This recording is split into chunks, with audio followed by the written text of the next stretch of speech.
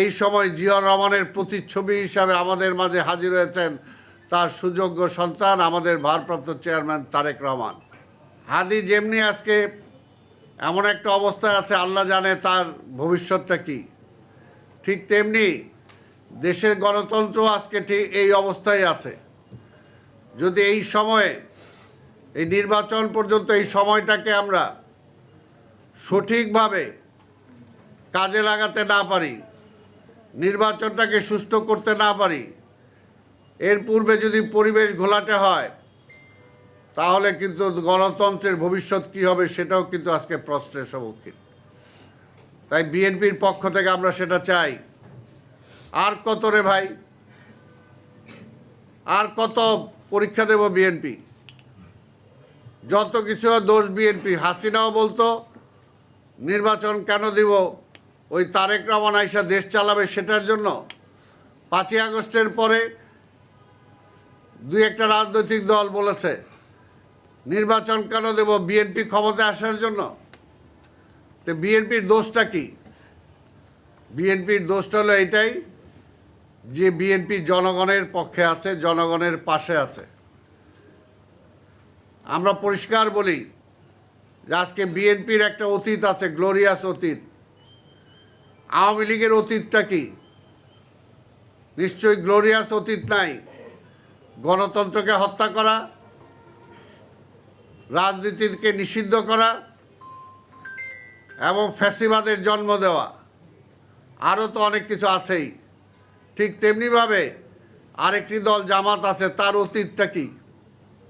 যে কোনো মানুষকে যদি আপনি বিশ্বাস করতে চান, তাকে দায়িত্ব দিতে চান, তাহলে তো সেই মানুষ বা সেই দলটাকে বিশ্লেষণ করবেন যে অতীতে সে কি করেছে, কতটুকু ভালো কাজ করেছে, কতটুকু খারাপ কাজ করেছে। আজকে অনেকে বিএনপির কথা বলেন, আমরা তো বলি বিএনপির অতীত দেখেই তো বিএনপিকে মানুষ সাপোর্ট করে, যে সব সময় বিএনপি জনগণের পক্ষে ছিল, জনগণের দুর্দিনের কাছে ছিল। আর আপনারা জনগণের বিরুদ্ধে ছিলেন। জনগণের বিরুদ্ধে ছিলেন যে দুটি দলের কথা বললাম। আমরা যুদ্ধ করেছি, দেশ স্বাধীন করেছি। দেশ স্বাধীনতার আগে আওয়ামী লীগ কী চেয়েছে? আওয়ামী লীগ স্বাধীনতা চায় না, আওয়ামী লীগ পাকিস্তানের ক্ষমতায় যেতে চেয়েছে। আর আমরা স্বাধীনতার জন্য লড়াই করেছি।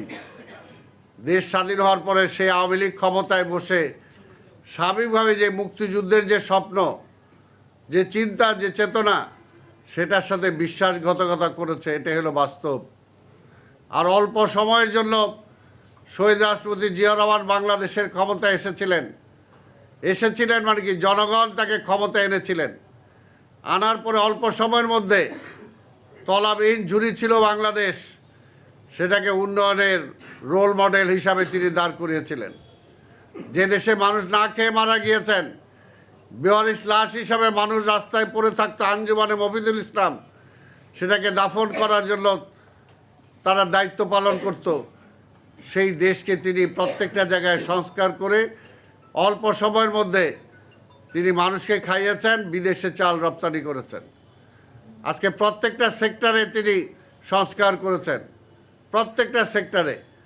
তো কাজে সেগুলো বলতে গেলে অনেক সময় লাগবে। আপনি যে আজকে যে আলোচ্য বিষয় দিয়েছেন জিয়াউর রহমান, এই জন্য বললাম যে জিয়াউর রহমানের নাম ছাড়া বাংলাদেশের ইতিহাস রচনা করা যাবে না। জিয়াউর রহমানের নাম ছাড়া বাংলাদেশের কোনো কিছুই সামনের দিকে এগিয়ে নিয়ে যাওয়া যাবে না। যেখানে খুঁজবেন সেখানেই জিয়াউর রহমান। তাই আজকেও বলতে চাই, এই সময় জিয়াউর রহমানের প্রতিচ্ছবি হিসাবে আমাদের মাঝে হাজির হয়েছেন তার সুযোগ্য সন্তান আমাদের ভারপ্রাপ্ত চেয়ারম্যান তারেক রহমান।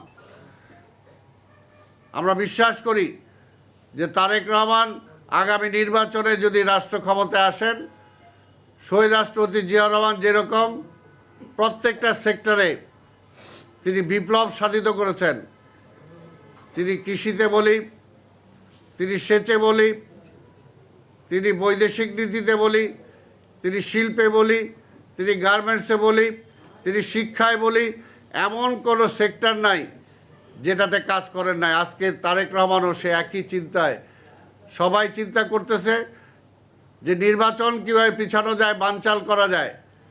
আর তারেক রহমান চিন্তা করছে যে আগামীতে নির্বাচনের পরে এই দেশের মানুষকে কিভাবে খাওয়ানো যাবে, ঢাকা শহরে যানজট কিভাবে দূর করা যাবে, কৃষকদের সমস্যা কিভাবে সমাধান করা যাবে, মা বোনদের সমস্যার সমাধান কিভাবে করা যাবে, তিনি এখন থেকেই সেই চিন্তা করছেন এবং সেইটার লক্ষ্যে তিনি কাজ করছেন এবং সেটা কিভাবে কার্যকর করা যায় সেটার জন্য নীতি নির্ধারণী লোকজনদের সাথে এবং এই সমস্ত বিষয়ে যারা এক্সপার্ট তাদের সাথে তিনি কথা বলছেন।